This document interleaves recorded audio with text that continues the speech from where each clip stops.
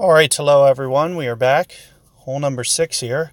This is the one that I originally thought we were going to be playing, just by looking at that. So I'm going to set up very similar. If you saw my second hole, that's all I thought we were playing. And we're going to be setting up here a very similar bag to what I mentioned last time, Quasar Viper.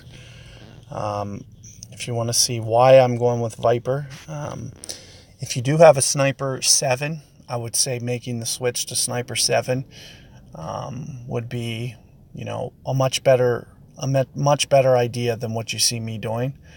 In addition to that, let's take a look at just Guardian versus Viper as well. These are going to be very similar. The main reason that I'm going to go with the Viper here is just kind of based on a little bit more ball guide, and it's a little bit more common club as well. And considering, we're not going to jack up the backspin, I'm just going to go ahead here with Viper. The ball that's going to be really nice would definitely be a Katana, but I'd like to kind of save them. I don't expect to make this hole-in-one. Since I don't expect to make the hole-in-one, backing off, and since I think it's going to be kind of a low percentage type hole-in-one where it's really veering around that corner a bit, I'm going to try it with a Quasar here. And let's keep in mind, so with my Viper here, we're looking at 1.9 per ring.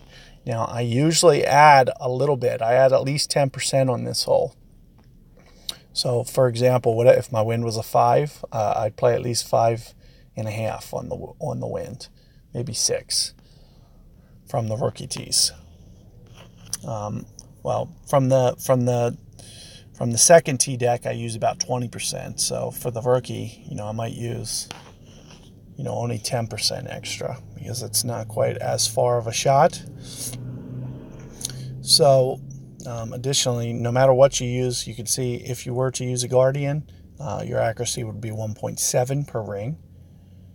And the Sniper would only be 1.0 per ring. That's the reason that we want to ultimately switch to the Sniper. I'm assuming, there probably is going to be some rookie players playing with Sniper 7, but I'm assuming, for the most part, they won't be. So here we're going to go with a Viper 7. And nothing really good there. We're going to try this with a Quasar ball. And, well, let's, hope for the best here. It's not quite as much side spin as I want. So, like I mentioned, the Katana is going to be really the ball of choice. If we really need a shot, I need a holdout, I'm really going to be looking at using that little bit of extra side spin. What that's going to do is it's going to keep me from needing to curl. And what I'm going to do, I'm going to always jam that backspin full. And I'm going to put the guide basically right on the edge here with the fringe. We're going to go very close to the fringe here. And you can see, getting the ball right enough is the hardest thing for this hole. And like I said, 1.9, I might play about 5 miles per hour, which will be 2.5 rings here. So that's what you're going to see me do here. Additionally, I'm going to give this quite a bit of curl. That's max curl. Now, I did great ball to the left. I don't think that's necessarily taking me out of the shot. That is coming in a little bit deep. Hopefully it at least stops before getting back there too much. Notice how I am coming in a little bit more aggressive. I do want to make sure that it reaches the hole. But look at where my second hop is. So if you wanted to replay that, I just landed on the green. It doesn't need to land on the green. It just needs to hit that fringe with that amount of backspin that I used. And you definitely don't want to bring, horizon that you can't stop. The way my opponent, if you do have this, you kind of need to use that. You can see it over there. See where the green's highly elevated on the left? You need to kind of play towards that high elevation intentionally and try to bring it down the hill. You can't do this curl shot. So what's going to happen to my opponent is no matter what, since he can't stop it, it's going to roll down. But as long as you get it to the fringe, you can still make birdie rather nicely. You just don't want to be down there on the green at 15 yards. And not have a way to get the putt back up to the hole. But as I mentioned, you do want to stay fairly aggressive, let the ball roll out. So you don't want to use more than 4 backspin.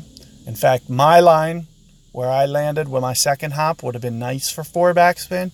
However, I'm aiming for the fringe, hop it off the fringe. If you can hit the fringe with whatever I had, 3 1/4 backspin, it's going to roll out very nicely and give yourself a very good chance at that hole-in-one. As you can see, I barely, I didn't miss by a lot. So it's going to be, just kind of using the right amount of curl and just kind of getting lucky with it. So hopefully you guys can get that one. Let's go to the shootout here. This is going to be the first time that we've seen a look at this hole.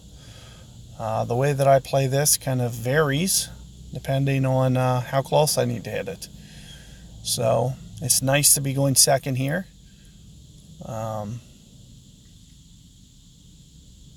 This can be a really very technically challenging hole.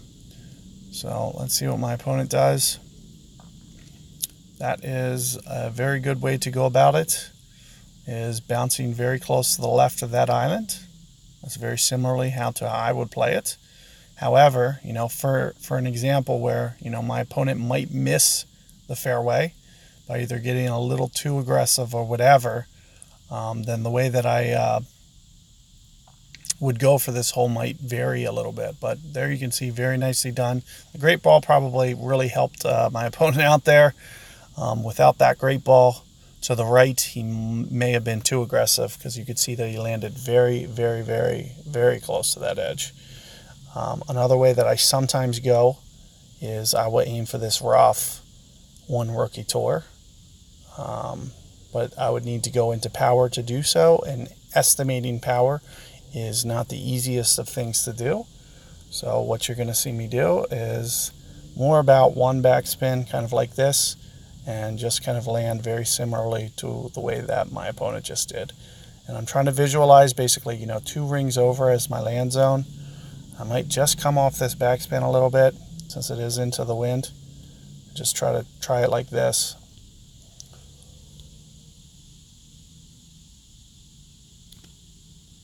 There you see, perfect ball.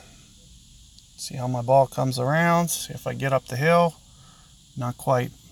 And with it not making it up the hill, it's just going to be a coin flip on who wins. So, in fact, it actually favors people who don't get up the hill sometimes. Sometimes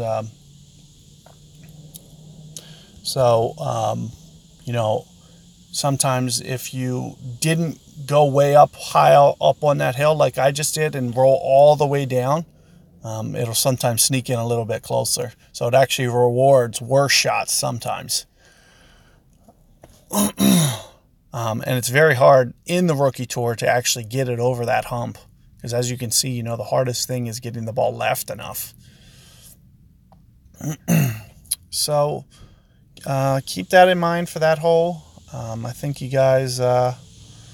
Kobe.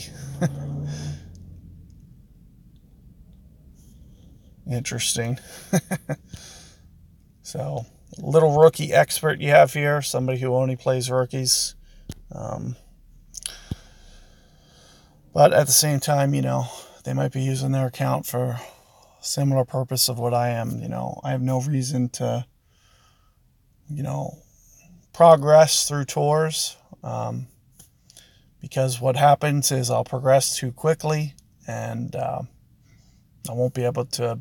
I'll have to make another account, so to come back down to rookie. So that's why you just see me sitting intentionally in rookie and just playing rookie with this, because I just don't feel like making another rookie account and bringing this up through the ranks. I could max this out in a couple days, but it's no real value in doing that, because then it'll no longer be a rookie account. So anyway, good luck with that 6th hole there. I think you have a very good chance at getting that hole-in-one. Wish you guys luck. If you can, you can see side spin is going to be the biggest help to you there. Being able to jam full side spin there is going to be very nice. It'll make you have to curl less. but I'm giving you a nice happy medium with a quasar and a full curl viper, and hopefully you guys can get a little bit of success. So good luck there. See you guys for hole 7.